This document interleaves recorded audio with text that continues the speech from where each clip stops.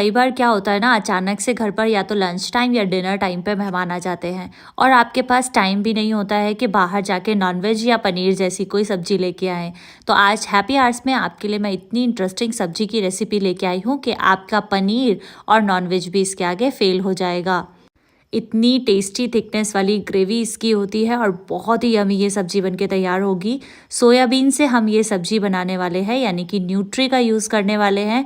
और यकीन मानिए, एक बार आप इस सब्जी को ट्राई करेंगे ना, आपके घर में इसके बाद से न्यूट्री की यही सब्जी बना करेगी।